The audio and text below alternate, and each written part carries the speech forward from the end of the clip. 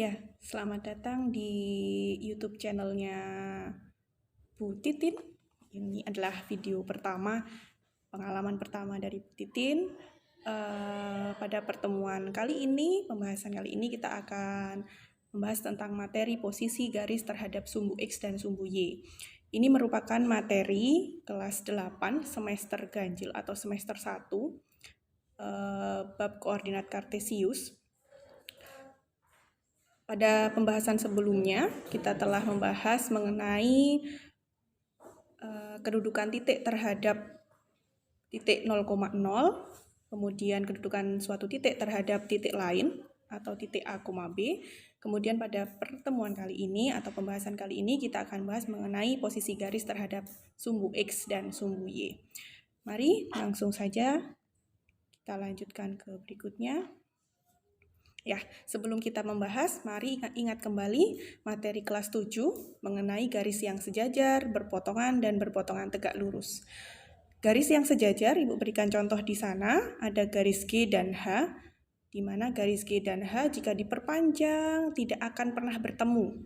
Maka dua garis tersebut dikatakan sejajar.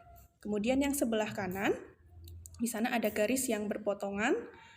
Gambar yang pertama, garis yang berpotongan, itu sudutnya di sana digambarkan ada kurang dari 90 derajat. Di sana digambarkan 20 derajat. Kemudian gambar yang kedua, gambar garis yang berpotongan tegak lurus. Dinamakan tegak lurus karena di sana membentuk sudut 90 derajat. Jadi ada garis yang sejajar, garis yang berpotongan, dan garis yang berpotongan tegak lurus. Kemudian kita membahas tentang kedudukan garis terhadap garis sumbu. Yang pertama adalah garis yang sejajar sumbu X. Garis yang sejajar sumbu X pasti akan berpotongan tegak lurus dengan sumbu Y. Jadi garis yang sejajar dengan sumbu X nanti pastinya akan berpotongan tegak lurus dengan sumbu Y. Kemudian garis yang sejajar sumbu Y pasti akan berpotongan tegak lurus dengan sumbu X. Yang ketiga, kedudukan garis yang tidak sejajar dengan sumbu X maupun sumbu Y. Nah, karena tidak sejajar dengan sumbu X maupun sumbu Y, pasti garis ini akan memotong sumbu X dan juga sumbu Y. Mari kita simak penjelasan lebih lanjutnya. Nah, ini kedudukan yang pertama, yaitu garis yang sejajar sumbu X. Garis di sana ada banyak garis, ada garis L1, L2, L3, dan L4. Semua garis tersebut adalah garis yang sejajar dengan sumbu X. Nah, kalian bisa lihat bahwa garis yang sejajar dengan sumbu X tersebut berpotongan tegak lurus dengan sumbu Y. Kemudian kita lanjut ke kedudukan yang kedua, yaitu garis yang sejajar dengan sumbu Y. Garis yang sejajar dengan sumbu Y pasti berpotongan tegak lurus dengan sumbu X.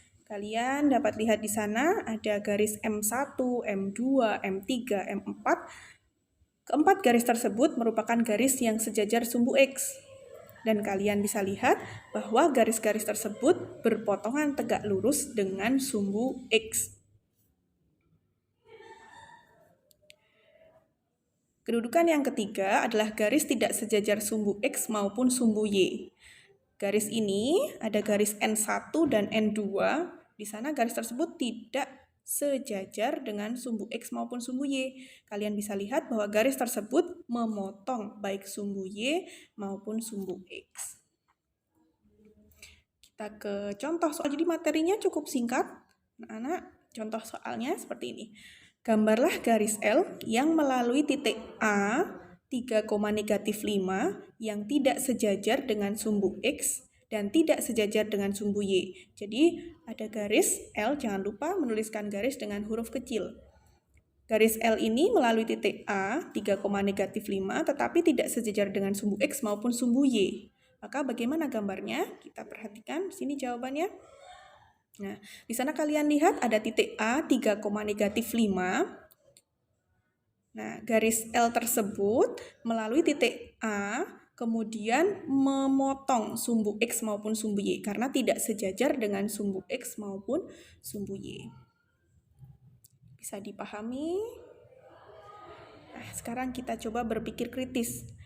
Ada 3 garis di sana. Ada garis berwarna merah, hijau, dan biru. Kita misalkan garis merah adalah garis M, garis hijau adalah garis H, garis biru adalah garis B, maka titik apa saja yang dilalui oleh garis B, titik apa saja yang dilalui oleh garis M, dan titik apa saja yang dilalui oleh garis H. Mudah bukan? Ya. Pertanyaan kedua, garis apa yang sejajar dengan sumbu X? Kalian bisa lihat di sana, garis apa yang sejajar dengan sumbu X? Apakah B, M, atau H? Kemudian soal yang berikutnya, garis apa yang tegak lurus dengan sumbu X? Ingat-ingat lagi, garis yang tegak lurus dengan sumbu X pasti sejajar dengan sumbu Y. Apakah itu garis B, M, atau H?